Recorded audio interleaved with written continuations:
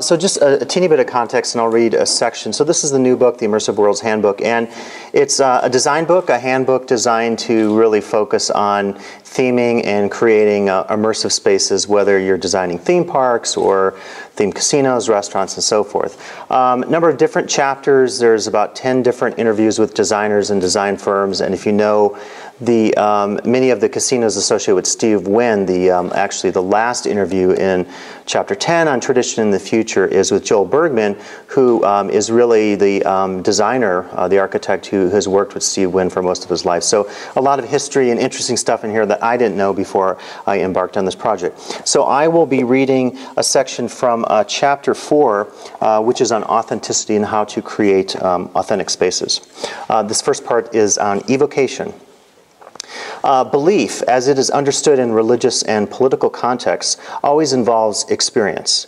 There is a famous Chinese proverb that says, "Tell me and I'll forget, show me and I may remember, involve me and I'll understand."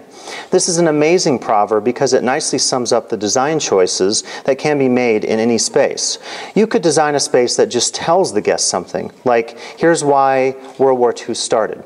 And you could show a guest something in that same venue, like, here's a display of old artifacts. But the most effective way to create belief in a space is to involve a guest in it.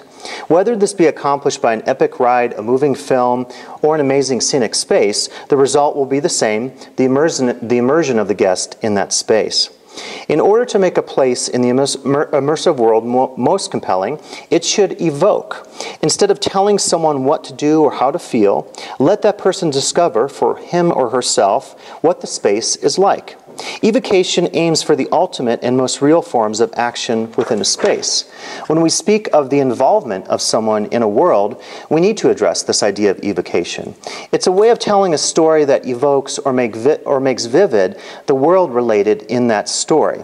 Every smell, every sight, every sound, every touch sensation is made real to the listener or reader of the story because of the unique abilities of the storyteller.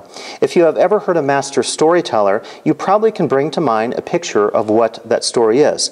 This is because the storyteller practiced evocation. He or she used elements of storytelling that first got you interested in it, second, hooked you to a purpose or value of the story, and lastly, changed you in some way as a result of it. The tradition of Chautauqua performance illustrates the value that evocation can play in design storytelling. In Chautauqua, skilled storytellers portray famous historical figures: Thomas Jefferson, Sir Francis Bacon, Martin Luther King Jr. People enjoy the experience of hearing, quote, a famous person speak, even though they know that the person performing is not the real historical celebrity. Why do they suspend their disbelief and believe the performance? It is because of the skills of the storyteller. The best Chautauquans combine realistic period costume, authentic speech and oratory styles, vast and accurate knowledge of the person, and other historical aspects to convey or evoke the essence of that person. There are moments within Chautauqua performances in which the audience actually seems to forget that they are not listening to the real person in the flesh. The lesson of Chautauqua is that design storytelling is a multifaceted thing.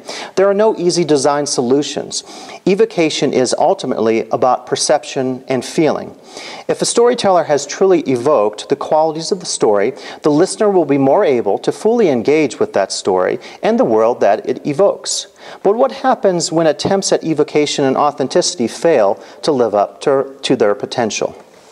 In 2008, a theme park opened near Bournemouth, England. It was called Lapland New Forest. According to its website, it promised a magical tunnel of lights, real reindeer, Hollywood special effects, an ice rink, a Christmas market, log cabins, and a slogan of, "It's you that makes it beautiful." Up to 40,000 pre-tickets were sold to guests, but in a short time after the park opened to the public, it became a major story on national news. When guests arrived at the park, they discovered there was not a magical tunnel of lights, or there was one, but it turned out to be a 6-foot white string of Christmas lights strung on some trees. The real reindeers included some husky dogs in a fenced-off kennel that many guests described as angry and looking starved, and a reindeer with a broken antler. The Hollywood special effects included a cabin with Santa in it and a plugged-in stuffed bear as the main feature of the space. The ice rink didn't work, and the Christmas market was a structure with a plastic roof and some bins with pound store items. When some guests got stuck in a muddy bog that was supposed to be a nativity scene, unlucky elves failed to help out, and it was reported that many were seen smoking while in costume. In the end, thousands of people who had either visited the park or had seen their ticket money gone after the park was shut down were left with terrible memories. Two brothers responsible for the space were convicted of misleading the public and sentenced to 13 months in jail. This theme park was an unbelievable space, not in the positive sense of, wow, I can't believe they did that, but in the negative sense of, not only do I not believe the wonderland that they have created for me, but I wish I had never been there in the first place. In television interviews, families recall how horrible the experience was and how they wish the whole event had never happened. Attempt at authentically recreating a Lapland Christmas village failed.